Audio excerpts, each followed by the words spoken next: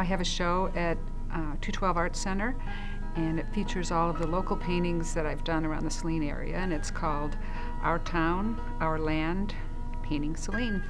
Over the last 25 years, we moved to Saline in 1991. I have been going out and painting the landscape around Saline. Many, many farms, and also downtown, the old houses in the area, just the beauty of the landscape around us. So all of the paintings in the show are local paintings. Almost every single one is from Saline. There's a few that inch a little bit toward Ann Arbor. But a lot of plein air painting, because plein air is my true love. Plein air is when you paint outside. It's a French term that means in the full air.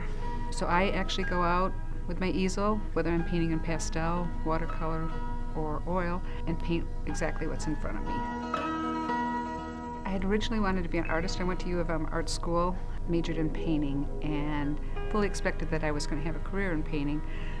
To the very last semester when I realized I'd be starving artist if I did that. So I moved into graphics for the last semester and then a 30-year career in advertising. I fully thought that I was going to work in advertising during the day and paint at night.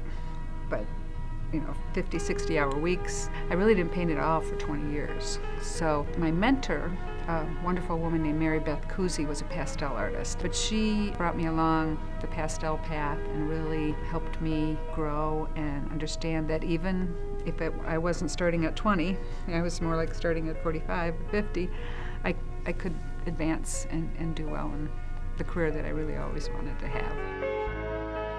And I painted off and on in my studio, but I didn't like to paint from photos. It didn't ring true to me, and I learned more and more about groups of painters that were going out and painting the landscape or the countryside, and heard about how they could really capture the essence of a scene much better by being on site, and that really attracted me. And you can really catch color and light and atmosphere much better in person. So I started that, and I've really kind of become addicted to it.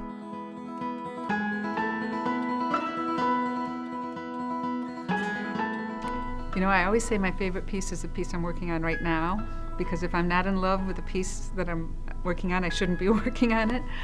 But there's a couple pieces in that show that are really special to me. Some of the large paintings I did of the houses in Saline were really a turning point for me. I was always afraid of painting architecture, but when I started seeing them as not as buildings but as colored shapes, darks and light, it really shifted the way I looked at structures or buildings. There's one small, quiet oil painting. It's called The Old Place on State Street. I really like that one because I didn't overwork it. It's a constant fight for me not to overwork. What plein air painting, and all painting really for me, is capturing the light, painting the light. So I usually try and find a focal point that has the brightest brights and the darkest darks in it, and that area is usually more detailed and crisp than the other areas in the painting, because that's how your eye sees. If you see a sailboat in a harbor, you focus very much on that sailboat, but everything else kind of fades away. The other boats, the docks, the water are in your peripheral vision. So when I paint, I try and keep that in mind. It's sometimes hard to do because you start painting and you just want to catch every little detail. With plein air painting, it's really important to work faster than you might work in a studio, because you have probably 2 hours at the most to capture a scene. Any more than that, the scene becomes a completely different one. The light has changed, the shadows have changed, the atmosphere, the clouds are gone, things that you noticed about it that really made your heart sing aren't there anymore. So I usually paint an oil painting, a 9 by 12 or 12 by 12 in an hour and a half or 2 hours. When I first started, it was daunting and frustrating and scary, because I just felt like I didn't have the tools yet to be able to reproduce what I saw in my mind or what I actually saw in front of me.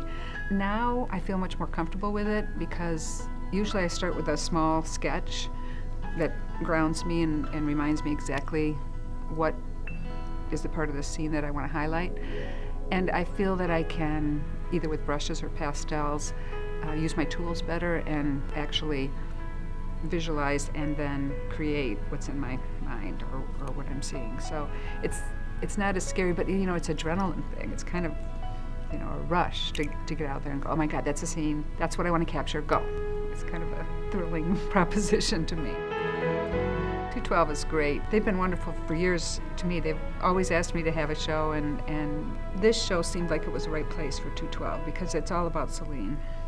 It's 25 years of painting in Celine, and it really doesn't belong anywhere else but here. That was the funnest part of the show for me. I've been in quite a few exhibits and a couple of my own solo shows, but with this show, people were walking up to paintings and looking at them very closely and then going, oh, that's down the street from me, or I know who lives there, or we drive by that every day on the way to work.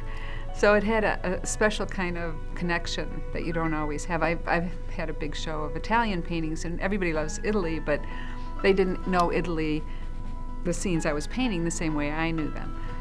At this show, everybody had a connection, a local connection to the show. So it was, the actual artist reception was wonderful. I'm busy, keeps me crazy busy. People always say, oh, you're so lucky to retire. I'm like, I'm not retired, I just moved to another career, and I'm still working 50, 60 hours a week, but I love it. It's like the joy of my life.